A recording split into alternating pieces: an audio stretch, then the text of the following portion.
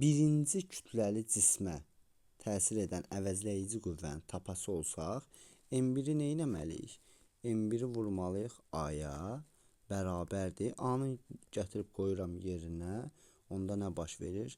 M1 F böl M1 plus M2. Bu M1A aldım burada. Tamam mı? Burada aldım. Birinci cismə təsir edən əvəzləyici qüvvəni. İndi ikinci cismə təsir edən əvəzləyici qüvvəyə baxaq. Onda nə etməliyəm? İkincinin kütləsini vuracam təcilə bərabərdir. M2 F bölünsün M1 plus M2. İndi növbəti. Tutalım ki, cismimin biri də artdı. İkinci şəkilə baxaq. Oldu 3 dənə cisim. Və geri qayıdaraq bildirmək istəyirəm ki, bir daha M1 və M2, yəni burada bir-birinə təsir edən qüvvələri soruşursa, Newtonun 3-cü qanununa görə təsir əks təsirə bərabərdir. Yəni M2 birinci cismə təsir edən hansı qüvvə ilə təsir göstərirsə, M1 də ikinci cismə həmən qüvvə ilə təsir göstərir. Yəni burada belə deyə bilərik.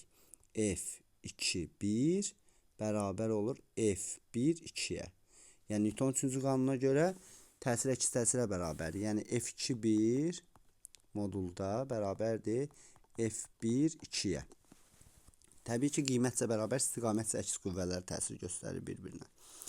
İndi növbəti hala baxaq. Baxaq ki, burada 3 dənə mənim artıq bu dəfə 3 dənədir cismim. M1, M2, M3 kütləli cisimlərdir.